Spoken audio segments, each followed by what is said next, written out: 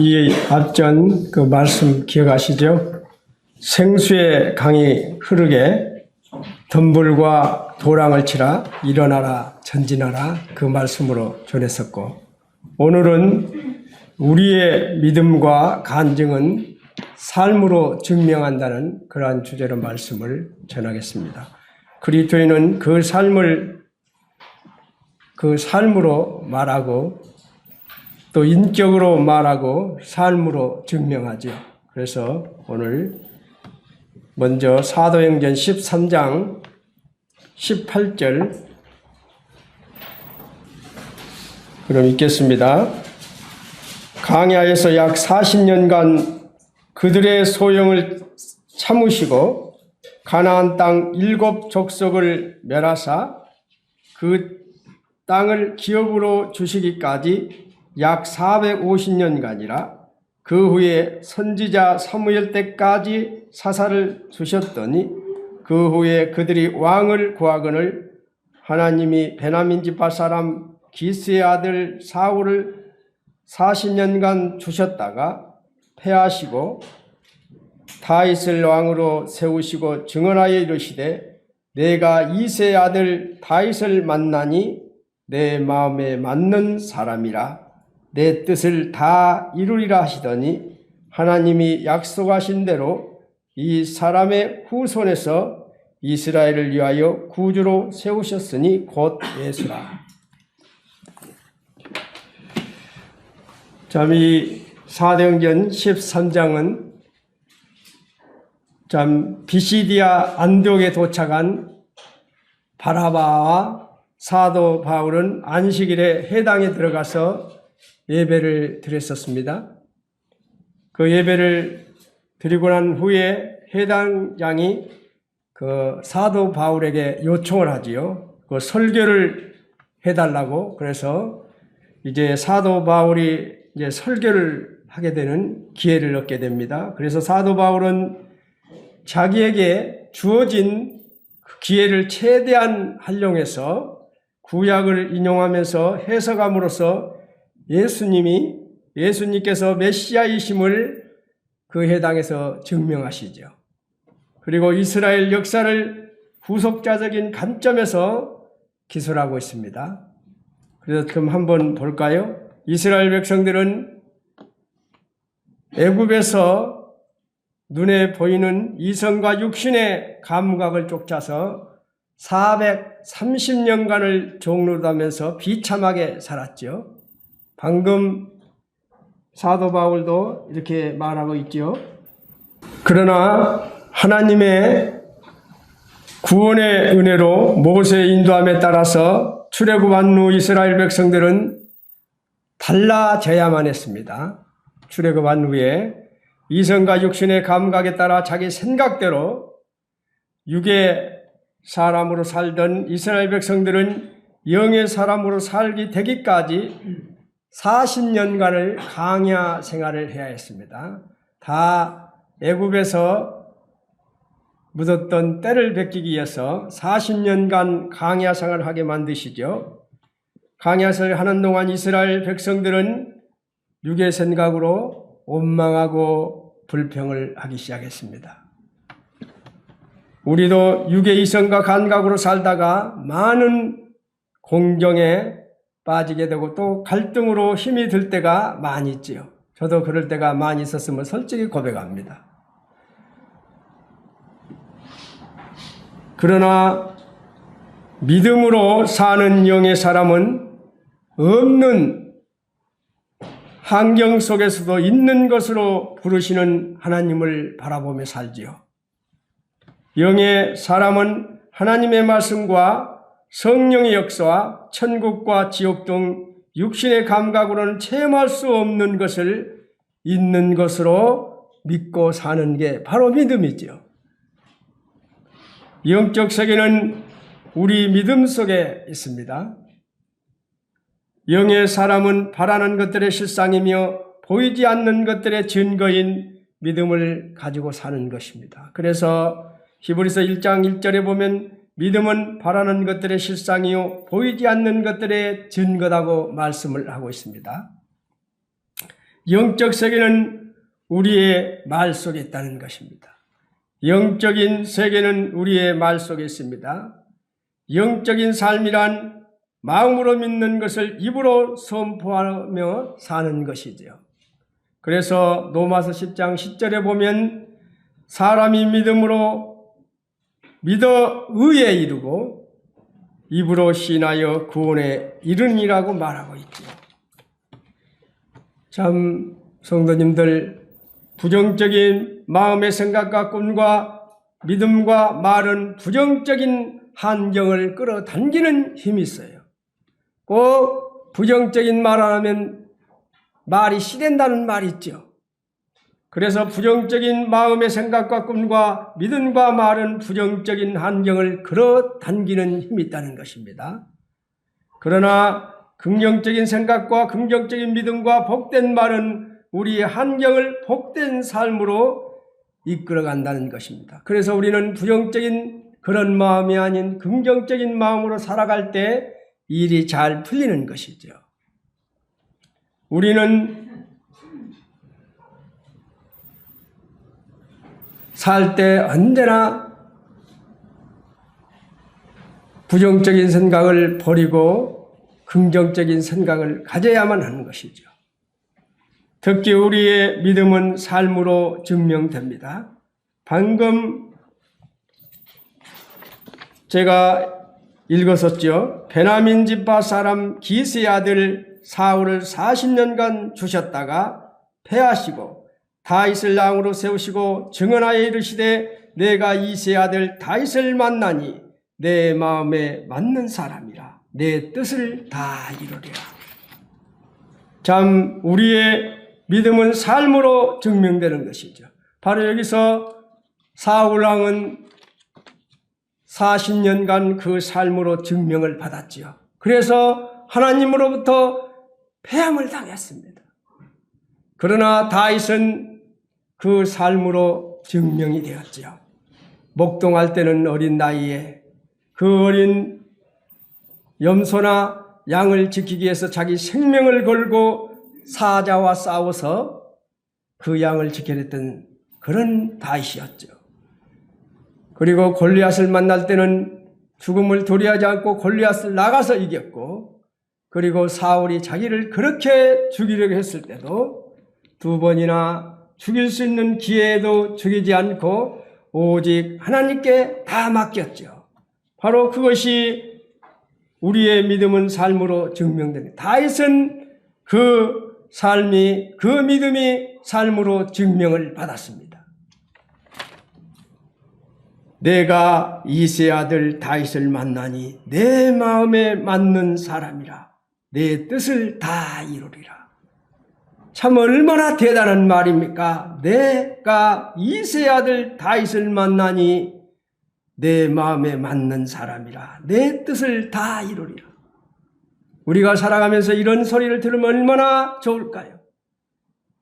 각각 자기 아버지 이름을 거기다 다윗에다 넣고 이새에다 넣고 그 다음 다윗 그 이름은 자기 이름을 넣어서 한번 마음속으로 해보세요. 얼마나 그런 소리 들으면 좋겠습니까? 내가 김용대 아들 김은준이를 만나니 내 마음에 맞는 사람이라 내 뜻을 다 이루리라. 내가 최재행이 아들 최만종이를 만나니 내 마음에 맞는 사람이라 내 뜻을 다 이루리라. 얼마나 좋은 말입니까?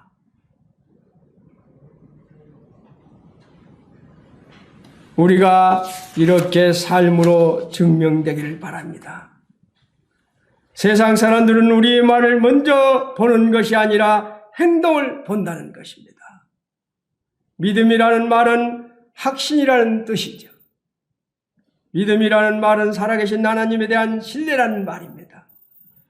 그러나 믿음은 신뢰하는 것만으로 끝나지 않는다는 것이죠. 이 신뢰를 근거로 해서 결단하는 것이 바로 믿음의 삶인 것입니다.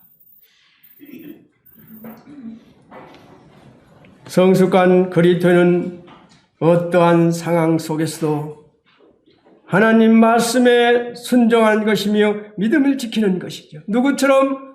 아브라함처럼, 모세처럼, 요셉처럼, 다니엘처럼 그렇게 어떤 상황 속에서도 하나님 말씀에 순종하며 믿음을 지키는 것입니다. 성수관 그리스도는 어떠한 환경에서도 하나님과 동역하며 주권을 인정하며 기도하는 것이지요. 바로 누구처럼이요? 바로 다니엘과 한나같이, 또 다윗처럼 말입니다. 성숙한 그리스도는 올바른 결단을 하고 행동으로 삶을 증명합니다. 사울왕은 40년간 그가 살아온 삶이 증명되었기 때문에 하나님 보시기 아니라고 생각했기 때문에 그를 패하시고 다윗을 세우셨습니다. 그리고 다윗을 향해서는 그를 향해서 내가 뜻을 다 이루겠다고 하시는 것입니다. 성숙한 그리스도는 올바른 결단을 하고 행동의 삶으로 증명을 해야 하는 것이죠. 믿음의 선배들은 우리에게 성경 말씀에서 우리에게 이야기하고 있습니다. 매사의 주권을 인정하며 말씀에 순종하고 믿음을 지키며 하나님과 동행하며 기도하면서 살라고 이러한 결단을 내리라고 우리에게 말씀에 연속 나오고 있어요. 하나님 말씀에 순종하라. 순종이 있다면 하나님의 영역에 들어서는 것이나 순종이 없다면 여전히 인간의 영역에 남아있는 것이지요. 다시 한번 반복합니다. 순종이 있다면 하나님 영역에 들어서는 것이나 순종이 없다면 여전히 인간의 영역에 남아있는 것입니다. 바로 아브라함이 이삭을 드렸을 때 하나님은 아브라함을 나의 벗이라고 했습니다. 아브라함이 사랑하는 아들 이삭을 드렸을 때 하나님은 아브라함을 나의 벗이라고 했다는 사실입니다. 그는 하나님의 벗이라 칭함을 받았나니 바로 사울왕은 불순종으로 어떻게 했습니까? 핑계만 댔지요. 잘못을 시인하면 그래 내가 잘못했습니다 하는 것이 아니라 언제나 핑계를 댔던 사람입니다. 우리는 살아가면서 핑계를 대지 말자는 거예요. 그리고 믿음을 지키라고 합니다. 믿음이 있다면 실패에도 불구하고 우리의 생에 하나님의 영역이 넓혀지는 것이나 믿음이 없다면 실패 때는 좌절하고 성공할 때는 교만해지는 것이죠. 믿음이 있다면 실패에도 불구하고 우리 인생에 하나님의 영역이 넓혀진다는 사실입니다. 바로 아브라함을 보세요. 모세를 보세요. 요셉을 보세요. 다윗을 보세요. 다니엘을 보세요. 이들의 영역은 넓어졌었습니다. 그러나 믿음이 없다면 실패 좌절하고 실패 때는 교만해져서 사울 같은 그러한 판단을 내리게 되는 것이죠. 하나님과 동행하라고 합니다. 하나님과 300년을 동행했던 사람이 누구였습니까? 에녹이 있죠. 다 아시죠. 하나님과 동행한다면 인생의 위기 때 개입하시는 하나님을 보나 동역이 없다면 위기 때마다 쓰라린 실패를 반복하게 될 것입니다. 하나님과 동행하라. 동역하라. 하나님과 동행한다면 우리의 마음이 꺾여버릴 인생의 위기 때에도 개입하시는 하나님을 보게 될 것입니다. 위기 때마다 쓰라린 실패를 반복하게 되는 이유는 하나님과 동행하지 않기 때문이죠. 하나님과 동행하면 우리 생애의 목적이 복잡해지는 것이 아니라 단순해진다는 사실입니다. 단순해야 마음이 편하죠. 어린아이들이 복잡하게 여러 가지 생각하던가요? 아니죠. 어른이 되면 생각도 안 해야 될 일을 앞에 서서 걱정하기 때문에 복잡해지는 것이죠. 그래서 하나님과 동행하면 생의 목적이 단순해진다는 것입니다. 그리고 하나님께 모든 것을 고백하고 기도하라고 합니다. 간절한 기도는 하나님의 마음을 움직이지요. 간절한 기도가 어떻게 하나님 마음을 움직였습니까? 우리가 보세요. 히스기야를. 히스기야가 너 죽는다고 했을 때 39살에 죽을 때 얼마나 억울하겠습니까? 벽을 향해서 눈물로 기도했습니다. 어떤 기도를 했으면 지금까지 내가 살아온 것을 기억해 달라고.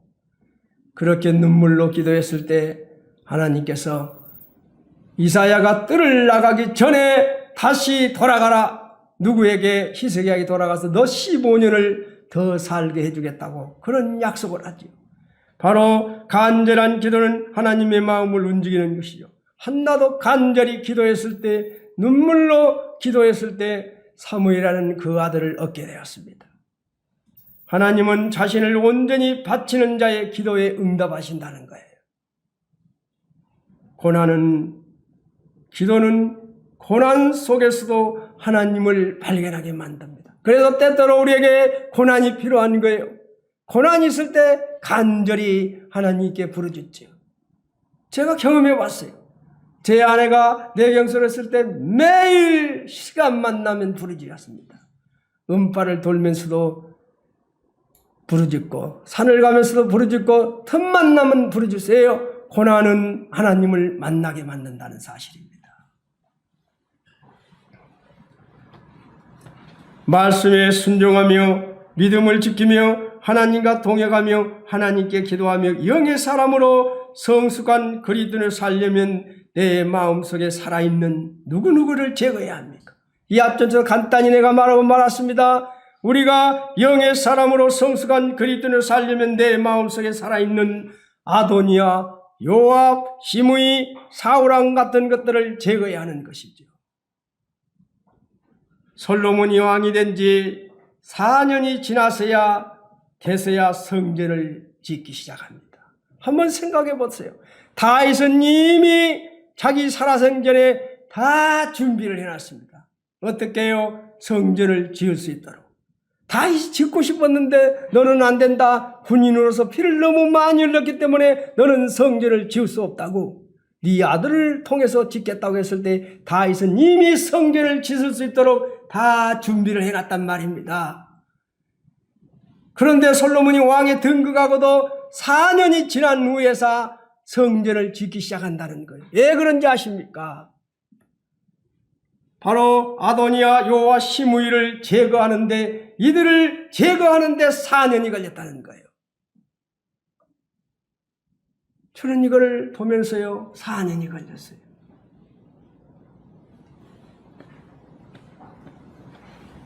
첫째 아도니아를 한번 보고자 합니다. 아도니아가 어떤 사람이었습니까? 아도니아는 다윗의 넷째 아들이었어요. 첫째 아들은 암놈, 둘째는 길리압, 셋째가 압살롬이었죠. 그런데 암놈은 어떻게 했어요? 압살롬의 누이 동생, 어떻게 보면 자기 동생이에요. 동생을 좋아해서 강간을 해버렸어요. 그러니까 압살롬이 암놈을, 자기 형을 죽여버렸죠. 그래서 한 명이 제거됐습니다. 또 압살롬은 아버지에게 반란을 일으켜서 또 죽습니다. 또 둘째 아들 길리앗이 남았는데 길리앗은 부족해요. 그러니까 아도니아가 어떤 생각을 했습니까? 다 죽고 길리앗 둘째 형은 모질하니까 내가 이제 왕이다. 내가 왕이라고 생각하고 그는 후계자로서 완전히 자기 마음대로 행동합니다. 아도니아는 자신을 스스로 높여 사람들을 모으고 내가 왕이라고 말했던 사람이지요. 아도니아는 내모나 말이나 모든 면에서 준수했습니다. 사람들은 그를 따랐습니다. 세상이 그렇지요. 권력이 있으면 다 사람이 붙지요. 아도니아는 하나님의 뜻과 아버지 다윗의 뜻을 몰랐다는 것입니다. 그저 자기 만족에 빠져 있었습니다. 교회에서 자신을 스스로 높이는 자가 있다면 교회가 바르게 세워지지 않는다는 것이지요. 우리는 여기서 교훈을 받는 것입니다. 교만은 무서운 것입니다. 그리고 아도니아는 또 어떤 잘못을 했습니까? 도저히 해서는 안 될 행동을 하고 있어요. 다윗이 나이가 먹으니까 추워요. 잠을 자. 모친님들 이불을 덮어도 춥지요.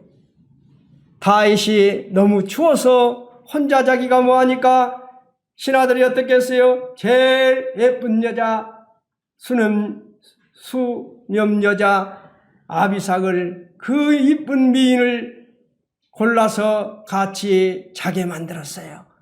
같이 자야 따뜻하잖아요. 그런데 다윗은 수념 여자 아비삭을 아꼈습니다. 건들지 않았어요. 취하지 않았습니다. 그런데 이 아도니아는 아버지가 같이 잔 여인을 밧세바에 가서 달라는 자기 소원을 이야기하죠. 밧세바에 가서 어떤 이야기를 합니까? 내가 왕이 돼야 되는데 동생 솔로몬에게 왕을 뺏겼으니 내 소원이 하나 있어. 수냄 여자 아비삭을 내 아내로 주세요. 이런 말을 했단 말입니다. 도저히 해서는 안 될 말을 한 사람이 아도니아예요. 그래서 솔로몬이 이걸로 해서 이 아도니아를 죽이죠. 때에 맞는 행동을 하지 못한 아도니아. 우리는 많은 교훈을 얻는 것입니다. 그리고 둘째 아들 요압을 한번 볼까요? 요압은 유능한 장군이었습니다. 전사였습니다. 다윗 왕국을 세우는 데 있어서는 이런 용사가 다윗에게는 꼭 필요한 사람이었어요. 그런데 요압은 자신의 생각에 맞으면 복종하고 자신의 생각에 맞지 않으면 안 한 사람이 요압입니다.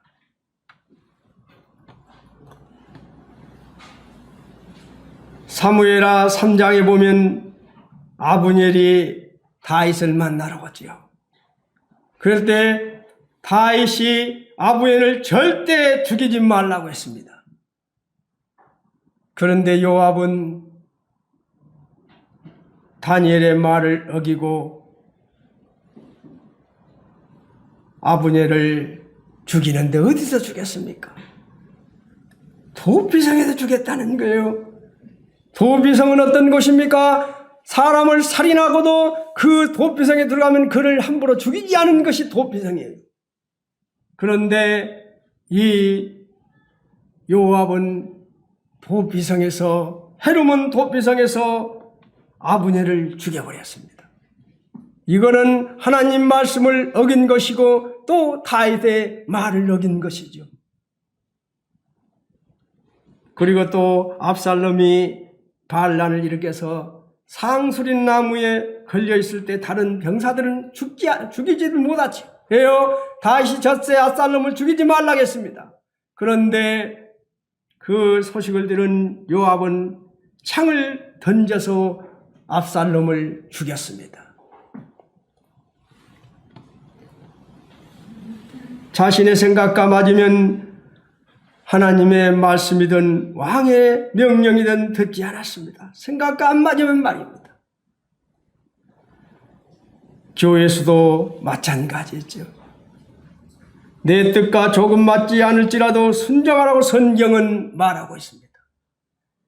젊은 자들아 이와 같이 장로들에게 순종하고 다 서로 겸손으로 허를 동이라. 하나님은 교만한 자를 대적하시되 겸손한 자들에게는 은혜를 주시느니라 이렇게 말씀하고 있습니다.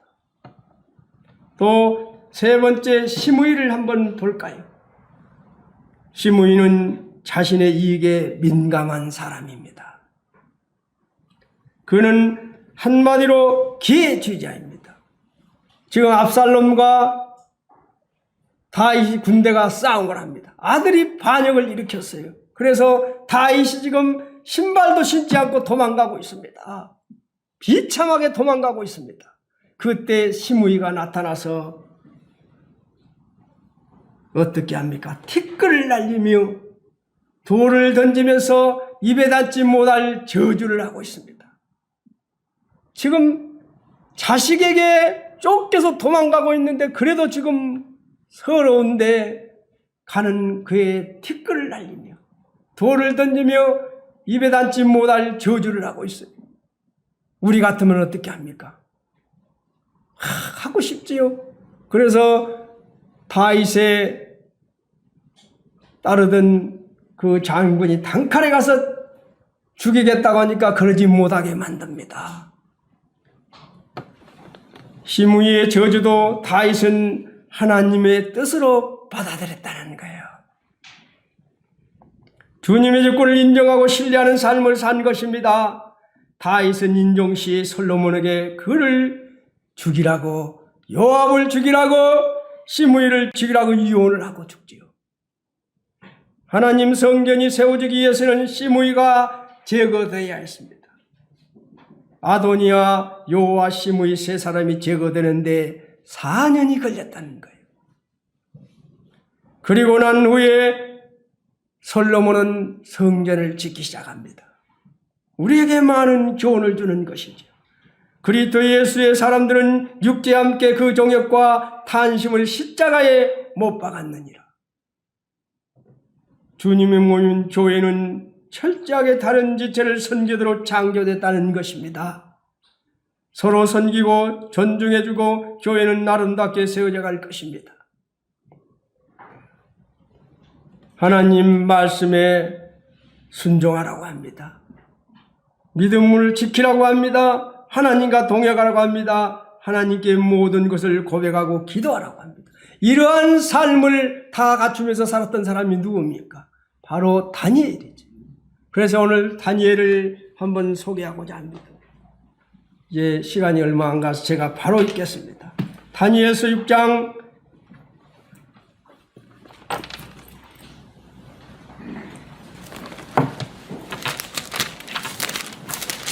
6장 구약 1242쪽입니다.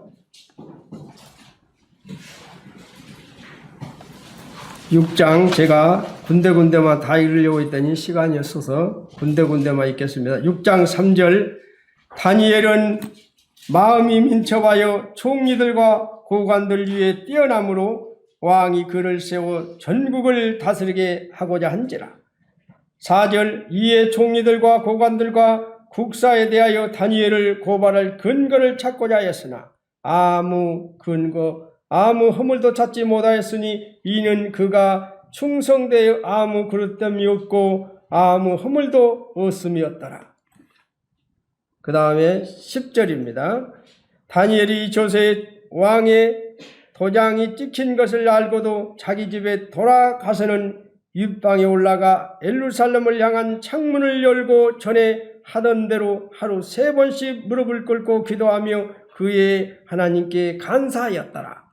13절 그들이 왕 앞에 말하여 이르되 왕이여 사로잡혀온 유다 자손 중에 다니엘이 왕과 왕의 도장이 찍힌 금령을 존중하지 아니하고 하루 3번씩 기도하였느다 하니 왕이 이 말을 듣고 그로 말미암아 심히 근심하여 다니엘을 구원하려고 마음을 쓰며 그를 건지려고 힘을 다 하다가 해가 질 때까지 이르렀더라. 이 말씀을 보고자 합니다. 바로 다니엘은 조서의 내용을 알고도 한결같은 믿음으로 이제까지 하던 대로 하루에 3번씩 예루살렘을 향해 기도하며 하나님께 뭐라고 했습니까? 감사했어요.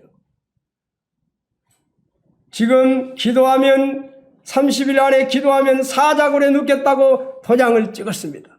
이런 사실을 알고 있어요. 120명의 방백들 그리고 방백 위에 3명의 총리를 세웠지요. 3명의 총리 중에서도 제일 또 다윗이 일을 잘하기 때문에 어떻게 합니까? 그를 세워 전국을 다스리게 하고자 한지라. 이 왕이 다니엘을 전체를 총괄하는 총리를 시키려고 했다는 거예요. 그러니까 이제 굴러온 돌이 포로가 이렇게 총리가 돼서 하니 이 120명 방백 및 여러 고관들이 이제 다윗을 골탕 먹이기 위해서 한 일이죠, 이게. 왕의 금령을 따르면 누구든지 30일 동안 왕의 어떤 신에게나 사람에게 구하면 사정으로 던지게 된다는 것을 분명히 다니엘은 알고 있었습니다. 그런데 다니엘은 기도를 멈추지 않았다는 것입니다. 뻔히 30일 안에 기도하면 어떤 일이 당할지 알면서 그는 올라가서 예루살렘을 향해 딱 문을 열어놓고 3번을 기도했다는 거예요. 우리 같으면 문 닫아놓고 또 싹 할 수도 있는데 그는 보란식으로 했습니다. 그랬을 때 그 모습을 주변 무리가 왕에게 고하지요. 다니엘에게는 다니엘이라는 사람이 왕의 명령을 어깁니다. 이러한 행동은 왕을 무시하는 것입니다. 저 다니엘을 당장 사자굴에 던져 넣읍시다 하고 고관들이 다니엘의 마음을 흔들어 놨습니다. 그런데 이상한 일이죠. 자기 말을 어겼다면 당장에 사자굴에 넣으라고 하고 그렇게 즐거워야 할 왕이 아닙니까? 그런데 왕은 뜻밖의 반응을 일으키고 있다는 거예요. 저는 오늘 이 말씀을 드리고자 하는 것입니다. 왕이 이 말을 듣고 그로 말미암아 심히 근심하여 다니엘을 구원하려고 마음을 쓰며 그를 건지려고 힘을 다하다가 해가 질 때 이르렀더라. 당대 최강국의 왕입니다.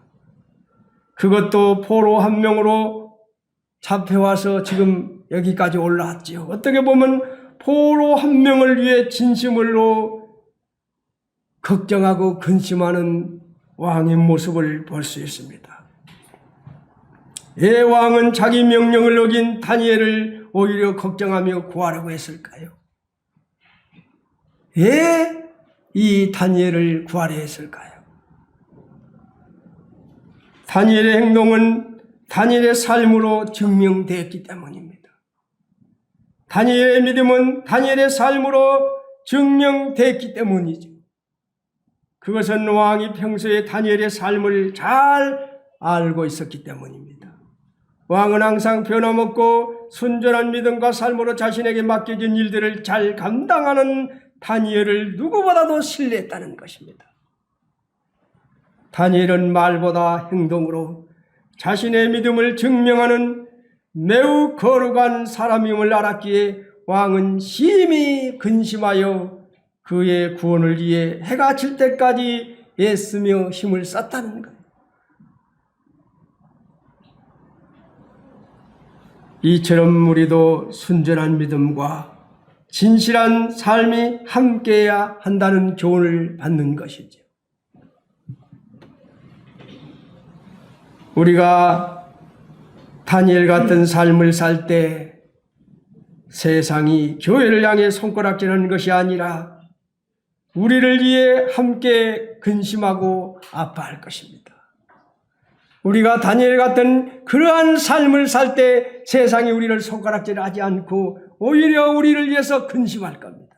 도와주려고 할 겁니다.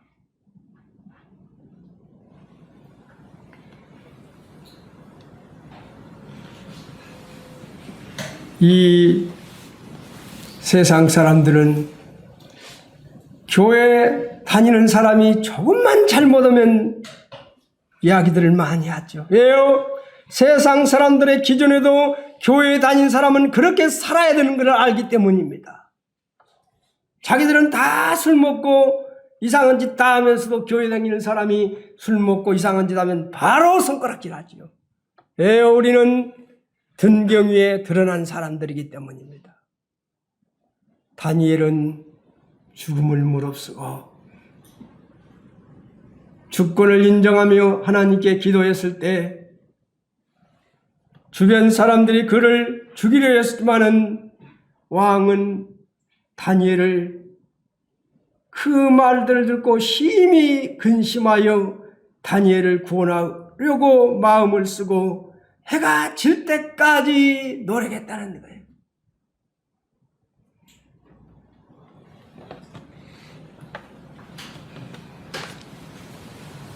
마칠 일은 소금처럼 비참한 것도 없지요. 소금이 마칠 일을 보면 진짜 비참하지요. 성령께서 충만히 역사하지 않는 교회만큼 초라하고 비참한 것도 없지요. 교회가 성령께서 충만하지 않고 역사하지 않는다면 얼마나 초라합니까? 서울의 이상한 목사 때문에 세상이 손가락질하고 비웃습니다. 성도가 성도답지 못할 때 세상이 손가락질하고 비웃습니다. 그로 인해 나만 욕을 먹는 것이 아니라 우리 아버지 하나님이 욕을 먹는다는 사실입니다. 왜 이런 일들이 벌어졌을까요? 왜 다니엘이 사자굴에 들어갔을까요? 바로 관계 때문입니다. 120명의 방백 중에 3명의 총리를 세웠습니다. 그 중에서도 제일 으뜸가는 총리를 세우려고 하니까 시기가 들어오고 관계 때문에 이런 문제가 생긴 것이죠.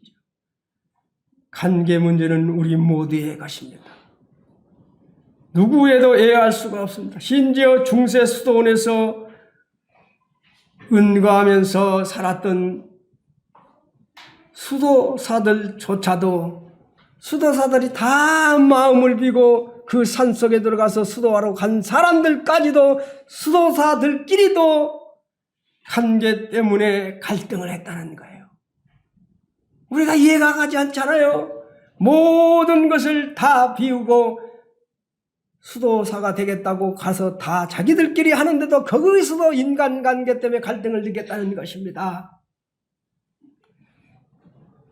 사람이 사는 것은 이 문제를 피할 수 없다는 것이죠. 교회도 외일 수는 없습니다. 더욱이 하나님의 교회는 육신을 입고 있는 거듭난 하나님의 자녀들이 모이는 것이기에 더욱 어려운 것이지요. 우리의 영적인 이상은 이미 천국의 시민으로서의 정신을 소유하고 있지만은 육신은 아직도 세상의 것을 추구하는데 그 원인이 있기 때문에 우리가 이런 관계들 때문에 참 문제들이 많이 생겼지요. 교회마다 관계 때문에 교회들이 어려워지는 데를 너무 많이 보고 있습니다. 참 이 관계가 얼마나 무서운지 모릅니다. 거듭난 하나님의 자녀들이 모이는 것이기에 더욱 어려운 것이라는 것입니다. 그래서 서로가 조심해야 하는 것이죠. 서로에 대한 기대는 큰데 반해서 행동은 따라주지 않으므로 어려움을 당하는 일이 얼마나 많습니까? 서로에 대한 기대는 큰데 반해 행동은 따라주지 않으므로 어려움을 당하는 일이 얼마나 많습니까? 그것은 한마디로 우리는 육신이 연약함을 안고 있기 때문입니다. 이 모든 갈등의 배후에는 누가 있다고요? 바로 사탄이 있다는 것입니다. 이 말씀을 하기 위해서 제가 지금 연속 그 말을 한 거예요. 이 배후에는 사탄이 있다는 것입니다. 언제나 관계를 복잡하게 만드는 데는 꼭 사탄이 개입하고 있다는 것입니다. 왜요? 이 사탄이 문제를 일으켜서 복잡하게 해야만이 교회가 부흥되지 못하기 때문입니다.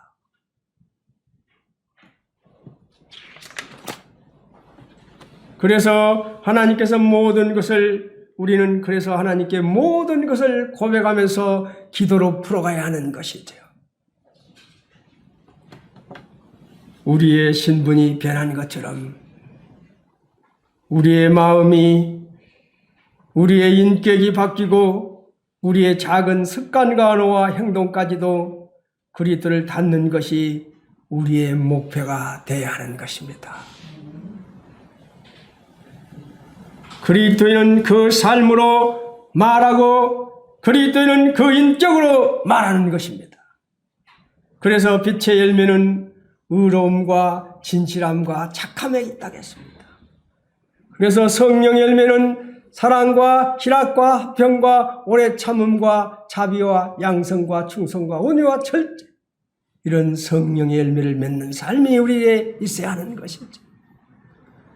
빛의 열매를 맺을 때, 성령의 열매를 맺을 때 사탄은 역사하지 못합니다. 그래서 저는 매일 기도할 때마다 저희 군산 번영록교회 성도들이 빛의 열매를 맺게 해달라고, 성령의 열매를 맺는 성도들이 되려고 매일 부르짖습니다.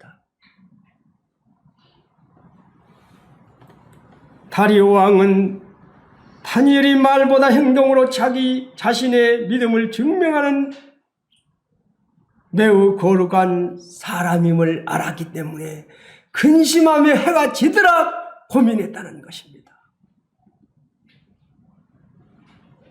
다니엘은 말보다 행동으로 자신의 믿음을 증명하는 매우 거룩한 사람임을 다리오는 알았기에 주변 사람들이 많이 그렇게 말해도 믿지 않고 그 다니엘을 구하기 위해서 심히 근심하여 해가 질 때까지 노력했다는 거예요.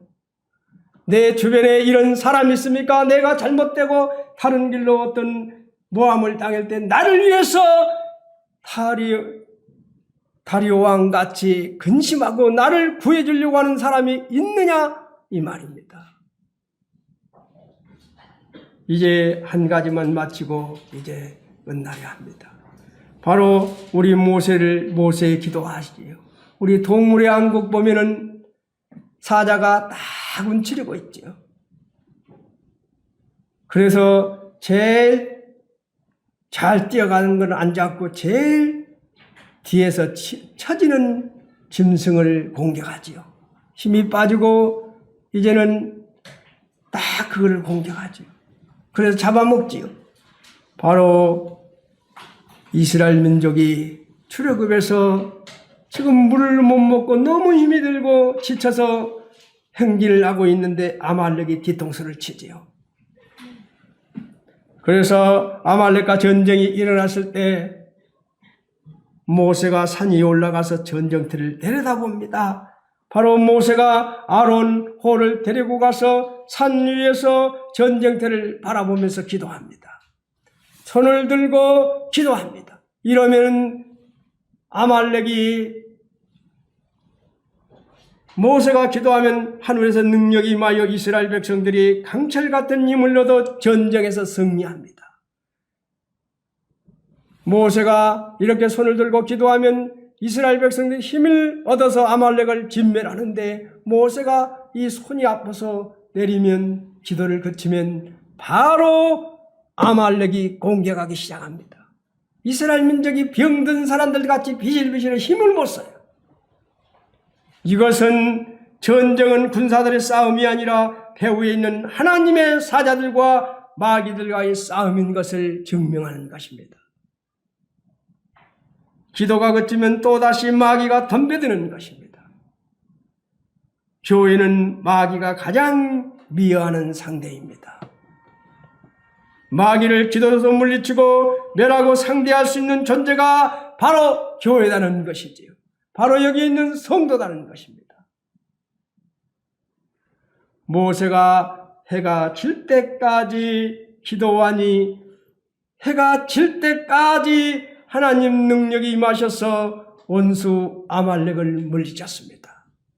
우리는 이것을 꼭 기억해야 합니다. 모세가 해가 질 때까지 기도하니 해가 질 때까지 하나님의 능력이 임하셔서 원수 아말렉을 물리쳤다는 것입니다. 그래서 이스라엘이 승리할 수 있었다는 것입니다. 저는 오늘 이제 말씀을 마치려 합니다.